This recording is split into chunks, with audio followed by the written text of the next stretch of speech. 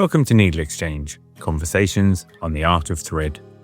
My name's Jamie Chalmers, and in this episode I'm interviewing Shea Wilkinson, a contemporary embroidery and textile artist known for turning big questions into fibre work, from the cosmic to the microscopic. Shea's practice moves between felt backgrounds, needle felting, hand embroidery, beading, and a research-like obsession with things like crystals, geometry, and the mystery of what we can't quite explain. In this first part of our chat, we talk about the Dawning series and how it grew out of curiosity about the Higgs boson and bigger spiritual questions without trying to push answers on anyone. We also get into how narrative can emerge by accident across the series and why awe, and even bright and shiny, is the serious artistic compass. Shea's a fantastic artist. I love the fact that we talked about things from cosmic down to microscopic, just one of those normal needle exchanges. And I'll be back next week with the second part of the chat. So until then, enjoy the show. We'll suddenly freeze and we're just like, then we'll know for sure, won't we? When you got in touch with me, you started off talking about the Dawning series that you'd produced, which is very much to do with like the beginning of life or a sort of journey of awakening and that kind of thing, isn't it? And it feels to me as though you've got a philosophy which is being espoused through the work. And I wanted to explore that. I wanted to find out what your take on it all is and what the meaning of the work was.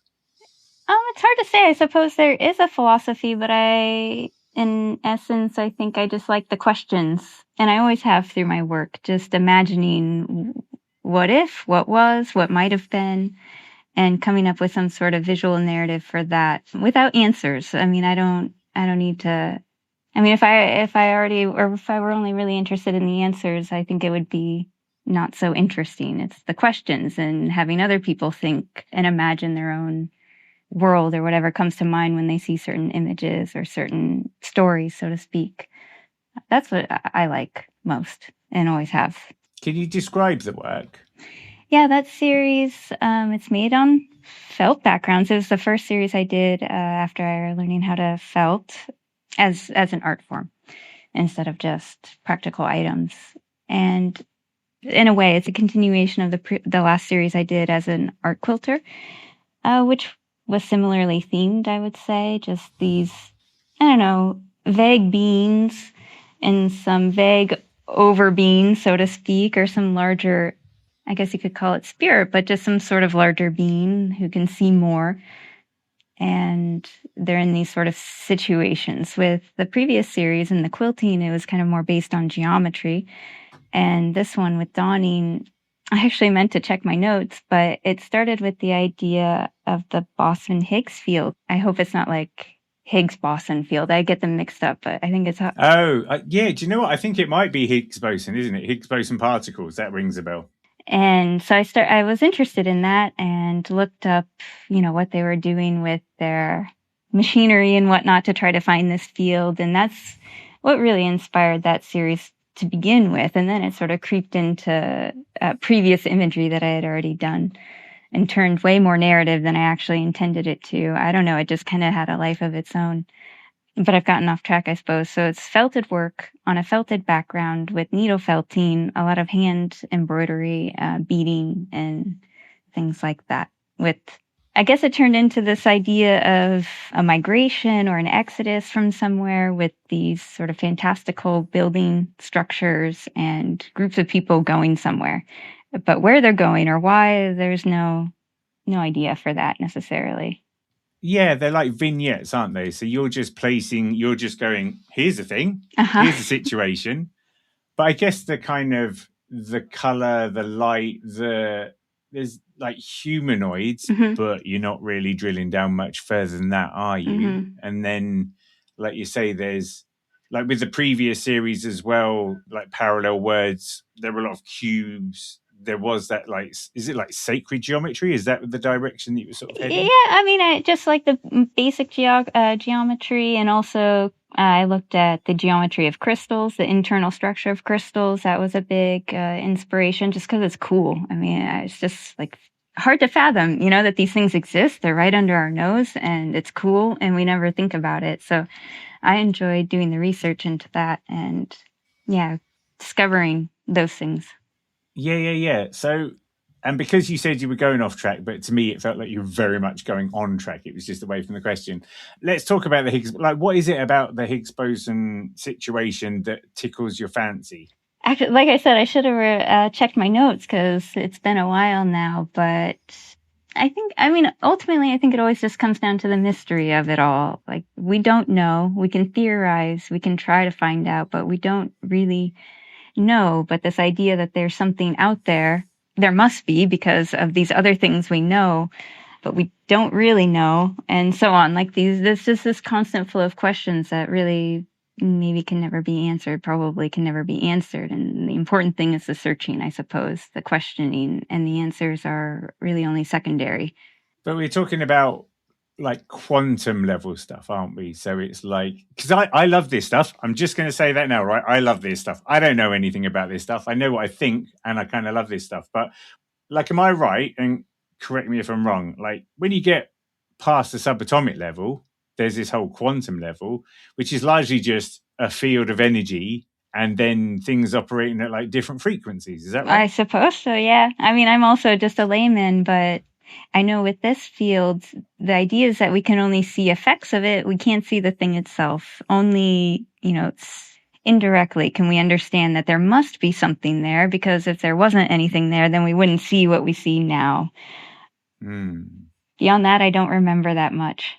No. It's cool though. It's such a trip, isn't it? It's such a trip. And what I love about it is that this is the scientific explanation. But if you spin that into a religious or a spiritual like layer, it's exactly the same thing, isn't it? They're going, there's a God there, but it's not for us to see the God, because all we can do is like experience the God because we are just a tiny particle of that thing. Yeah, I mean, really, yeah, the macro and micro and the conscious and unconscious, all that stuff, it really does, I don't know, reflect each other. You're totally right you're totally right what you were saying there. So do you think, like, is the Dawning series then, is that this moment of like awakening or realization? Do you feel like there's a point there that you're trying to explore with the work? Maybe. I mean, I will say that I did, before I started making that series, in between like the quilting and the felting series, I did, become more religious.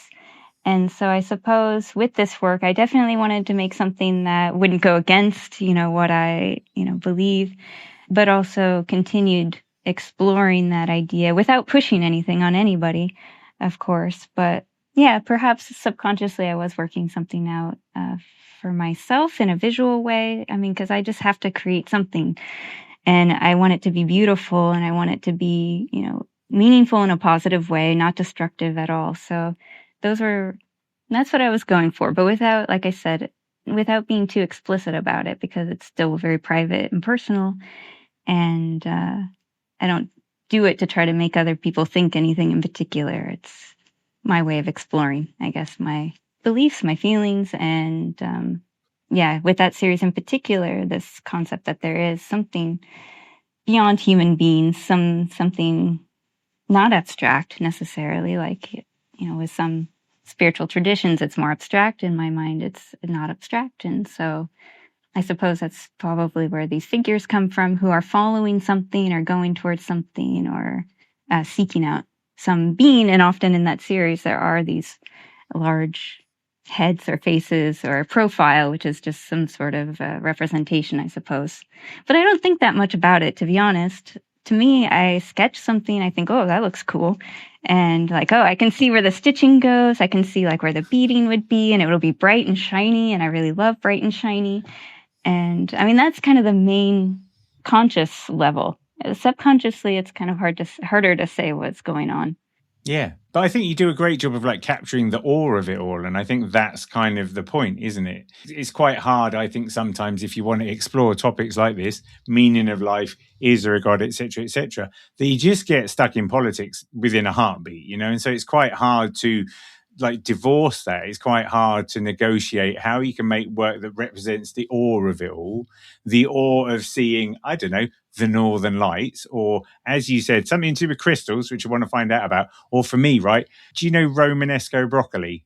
Do you know what that is? It's like broccoli, but it's mathematically perfect. Okay. And each bit of the broccoli is like a fractal. So each bit of it is like another bit. And you're like, hang on a minute, that's a mathematically perfect vegetable. To me, if ever there is an argument about the meaning of life, it's mathematically perfect vegetable. So trying to capture the awe of that, because, I do think that like we're meant to be like everything is awesome, a bit like the Lego movie, but life just gets in the way, and so we do get caught up with death and taxes and children and travel and all the crap. And so that's the human condition, isn't it? Whereas actually we're both meant to be like, a cloud. It's a cloud. Yeah. Like, what are the chances? That's what we're meant to do, I think, isn't it? And I guess it feels like your work's alluding to that in some ways. Oh, thank you. Yeah, I mean, I guess maybe speaking about individual pieces is a little bit more helpful for me to clarify my thoughts. Like if we take the first piece of that series that I did, it's called Collision, which is about, not only the accelerator that they're using to try to make particles collide to see what happens, because that's what they're doing with the, I don't know if that's what they do at CERN. Honestly, it's terrible. Actually, I feel embarrassed that I know so little. But anyway, I know the whole concept is to make these particles collide to then see the creation of this thing they hope to see being created. And so the piece is called Collision, and there's several golden dots in a row. There's a person behind them kind of observing, because also I believe observation, makes a difference to these things. One thing will happen if you're observing, another if you're not observing. And he's in a crystalline form. And I guess those crystals too are a good way to kind of indicate how we're trapped in matter. We only can see so much. We can only know so much because essentially we're boxed in a way, and a part of this world, of matter. And then another piece that came to mind as you were speaking was one called The Word, which is just a human profile on the side, kind of blowing something out its mouth. Well, the word, so to speak. It's probably the most overtly religious pieces because of the title, But yeah, that's one of my favorites, just because it also uses like the drawings of what I've seen happens when these particles collide. There's all these sort of swirling sparks, I guess you could say, that come out of it and not out of it. So in that piece, there is this idea of some being breathing out something, life or whatever, and this idea of creation, but using the imagery of this halogen collider. Yeah. I mean, the thing is if you think about it, like I look at my children, and my children are their own beings, but they're made of like their biological parents, So it's almost like two things have collided, and the sparks that have come off of it are my kids. On some levels, that's kind of how the whole thing works, isn't it? It's just a myriad. Like this is such a conversation you're meant to have at about 1 a.m. when you've been stoned for quite a while, isn't it? It's that, because it's such a trip, isn't it? The whole layer of it all, just talking about those sorts of things. But I think it's really interesting because you look at the Dawning series, and I don't think you've deliberately made a narrative, but there is a sort of sense of a journey. Like you could put that together as some kind of storybook that you've kind of made there. It definitely didn't start off, and it started off one way and it turned out a different way. So I just kind of followed, after each piece, taking what I liked from that and moving it into the next piece. And so it became something I didn't expect at all. And I'll continue it. I did stop and moved on to a different thing, but I do feel like I need to come back to this series and keep going once I get back to work. Yeah. Tell me about the structure of crystals. They're weird, and there's a lot of them. That's what I can say. Yeah, in the previous or the last art quilt series that I did, Parallel Worlds, there's quite a lot in there, different crystal structures, but I don't know a lot about them. I just like to see the pictures and be in awe, like you were saying. Just we're meant to be in awe, and it's so easy to overlook these things because they're microscopic. But if you're able to find good diagrams or a good book and just look and think, how? That's my favorite thing. One of my favorite things. Like you can grow crystals, can't you? Which is a bit bonkers, isn't it? It's like saying you can grow pebbles or something. You're like, Because that's what I think is fascinating is you go, oh, so if you can grow them, therefore they're alive. And so therefore they're just not the same. I mean, pebbles in some ways are alive. It just depends on your time horizon, I suppose. But it's just bonkers to think that they're living creatures, but they're just not really the same as the rest of everything else. And salt, sugar, they're all crystals. Honey crystallizes. Crystals are everywhere. Yeah, it's just that. And so then it's interesting then, because I guess your more recent series is called Microfauna, which is looking at another layer of species and growth, right? Oh, yeah. Microscopic ocean creatures. I mean, with an exception or two, but almost all of them are ocean creatures. And for this, I just spent hours digging through online archives, which I'm so grateful exist now, where you can just browse forever, an endless pool of archives. So just going through scientific illustrations from pretty much mostly the 1800s, I suppose, where scientists were sailing all over the world, finding these creatures or fossils of them, drawing them. And yeah, I really enjoy that because again, they're bizarre. They're just the world is so weird. And that's why I've always gotten back to doing a series kind of like more imaginative and then a more scientific. And I've always, not even intentionally, but always gone back and forth between the two because reality is just as bizarre as what people can make up in their minds. Yeah. I'm interested in your choice of subject matter because, like you say, you've gone, with Dawning, you've gone for this stuff. It's like big, lofty, almost. So with the Dawning series, it was very celestial. It felt to me, you've gone for this, a bit 2001 Space Odyssey, not going to lie, but, So then your next project, you've gone like teeny tiny, like not like subatomic, but like small life. And I'm interested in where that leap comes from, where the decision to go from such a scale to such a different scale. How does that happen? I didn't think about it, but I think there's just always been a trend in my work that the micro and the macro have, in my mind, have always been extremely connected. They look nearly identical, actually. So, I mean, just to make a point about even earlier work, I have a series that's X-ray contour maps of space, which look exactly like contour maps of Earth.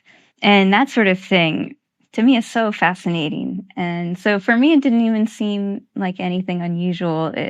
The microfauna just happened to be something that I was interested in for a long time. But when I was quilting, I couldn't figure out a way to pull it off. Just because quilting lines are too obvious, they're not that blendable, and I just knew that I wouldn't be able to do it. But after doing Dawning, I got tired of that after a while. Thought, what to do next? And it occurred to me that now is my opportunity to do this. So it was a leap that was not connected at all.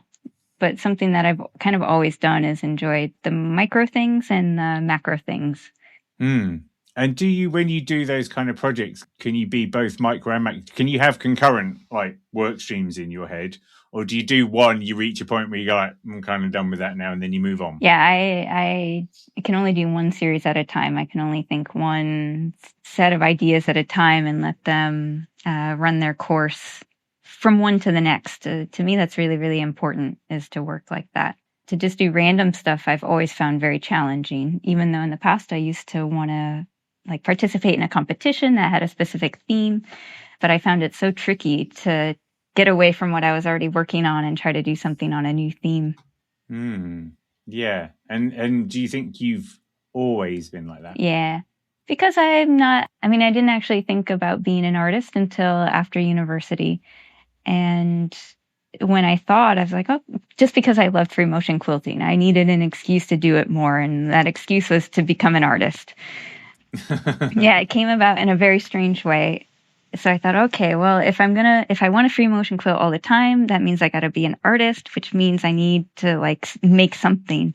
So what am I interested in? And my very first series was about aliens and things, because that's what I was interested in. In fact, it's on your website, a blog from 2014, I believe. My gosh, yeah. That was actually the second one, because that was about caves and cave paintings. That was based on cave paintings. But cave paintings include what people think are aliens. So I guess that's why that occurred to me. But in 2012, I started doing a series that was, on my interest in aliens. And I've already sort of forgotten where I started.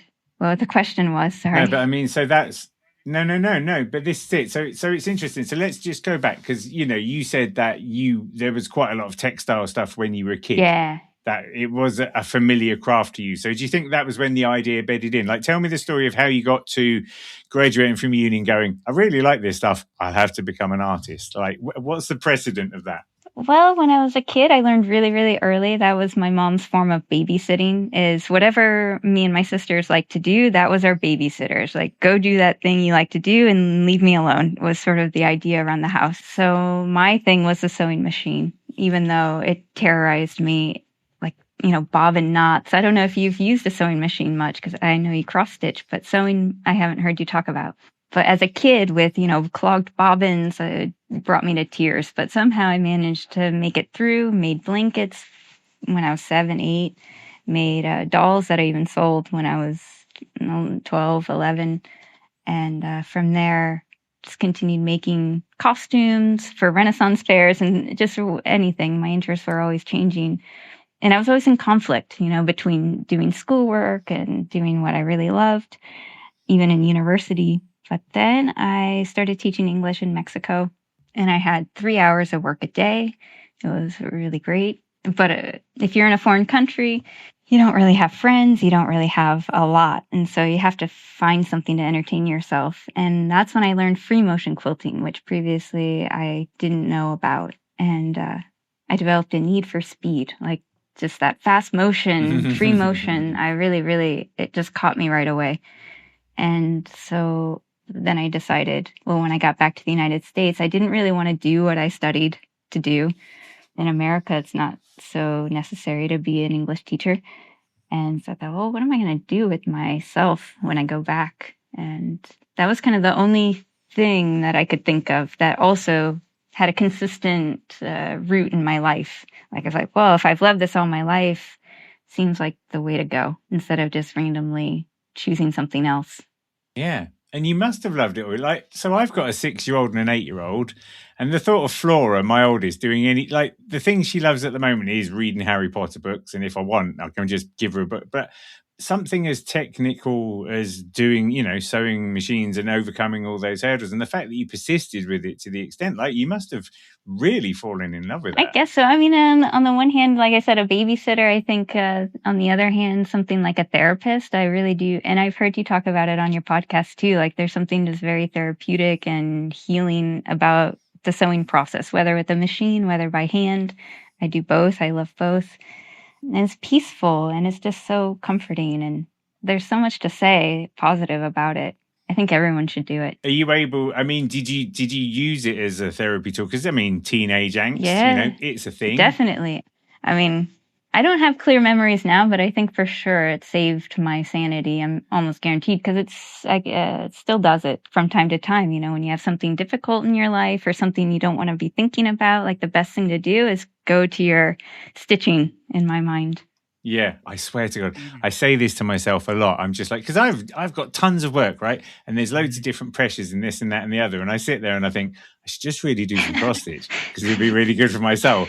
But unfortunately, it's like the most cobbler's boot situation ever or something. Mm-hmm. The thought of me doing something is just so far removed at the moment. But I kind of love that. And it's interesting, or I guess, like, when you were young, and I'm not expecting you to remember this, but, like you said, you made lots of different costumes and stuff like that. Did you ever do any, like, random artistic experimentation as a kid, or did you not really consider that could be a thing? Just like random stitching. Random in what way? I don't know, just unfiltered, shall we say? Oh, yeah. I know that, like, if you didn't know about dropping the feed dogs, but yeah, like, unfiltered. I mean, everything I learned to do, I learned by myself. So I guess everything was sort of a random experiment, because back then, internet was dial-up, and so that just wasn't an option. I lived in a small town, so I don't remember getting books from a library or anything. So in that sense, everything was sort of a random experiment. And the costumes I made too, maybe I had a pattern, and maybe not. I think I had a pattern and then did whatever I wanted after that. Made skirts with what are they called? Tassels all around them. Just, yeah, I guess I did experiment. I hadn't really thought that much about it.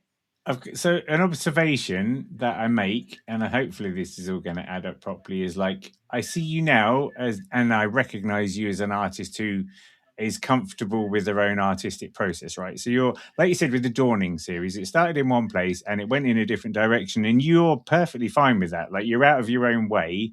You can just get on with it, which I think is something that happens. Like, it's hard for people to get out of their own way.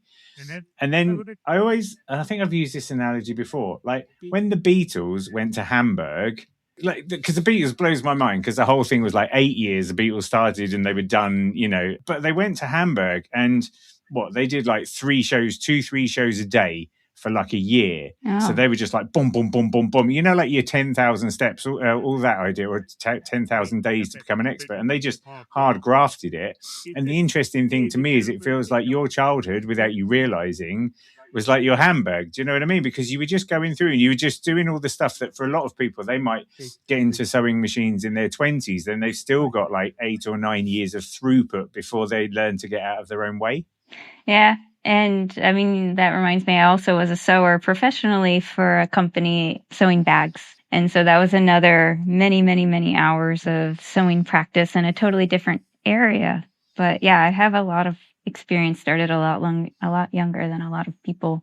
When you started making the quilts and you were doing aliens, and then you started doing the x-rays and stuff, and these are like subjects that kind of appeal to you. I mean, because it's quite a lot of like science. It's quite a lot of science in the stuff that you do. You're that kind of, if you don't mind me saying, you're that kind of nerd. Sciencey, I suppose. But it's like, yeah. But from that, then, you turn this content into a sort of, you have the artistic expression within it, the creativity within it.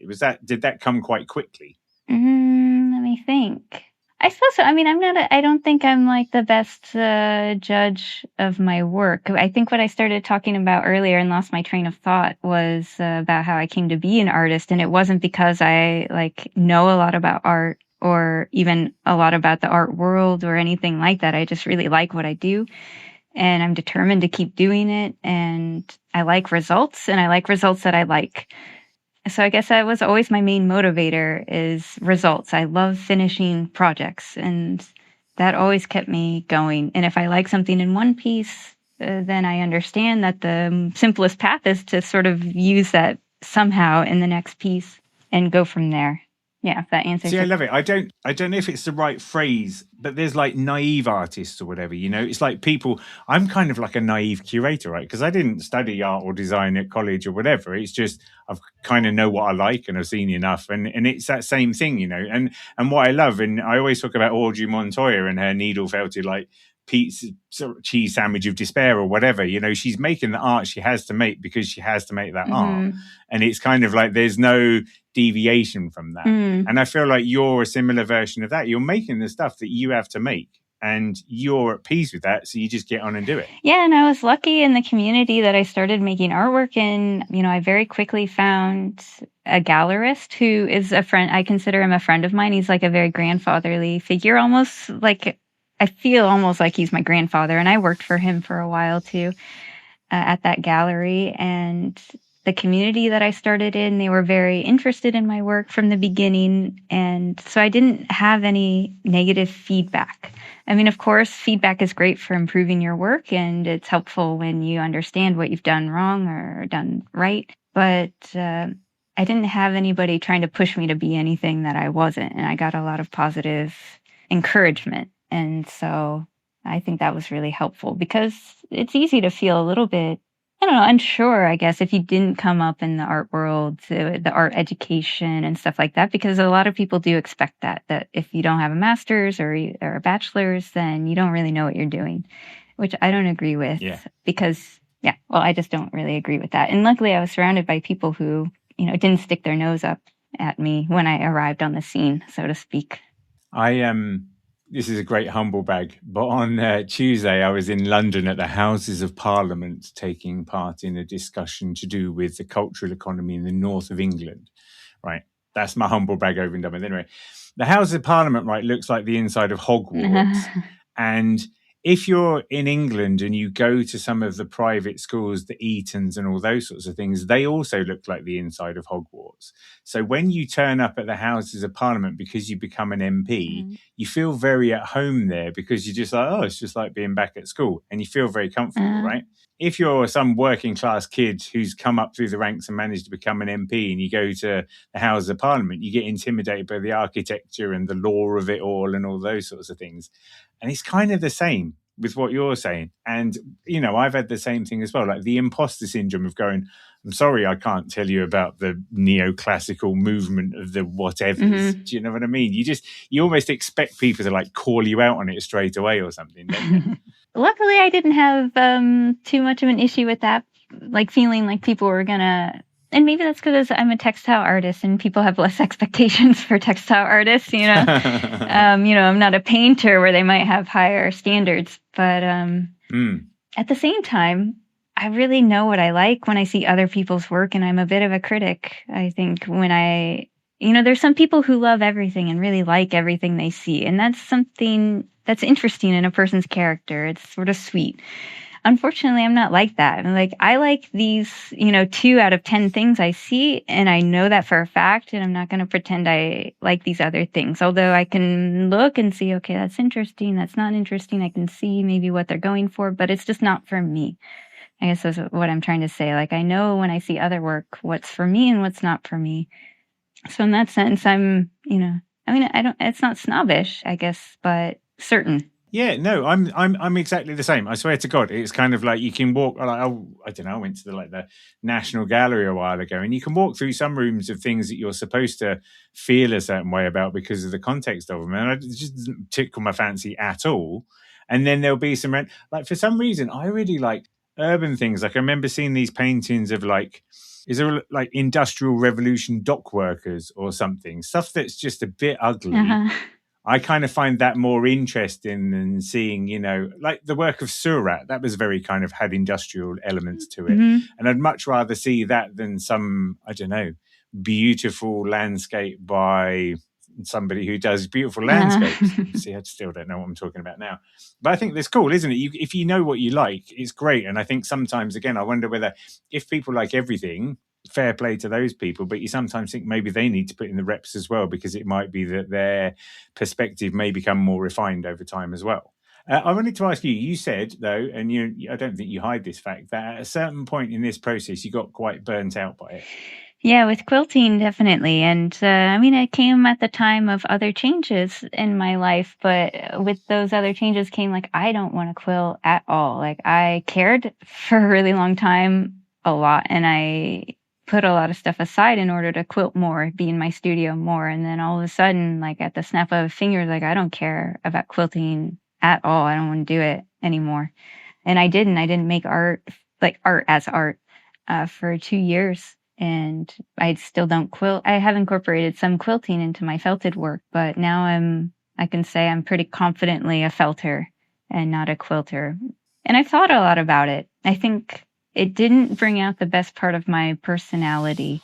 And by that, I guess that results-driven part of my personality is very satisfied by quilting, because even though it takes a lot of time, maybe 40 hours to make a quilt, the types I made, still the process itself is very fast, and you can see progress really easily and fast, and it's satisfying, and you just want more of it. It's slightly addictive in that way. You want more. You see it and you want more and you want more. It's well, it's a beautiful day. Should I go for a walk, or should I do more quilting?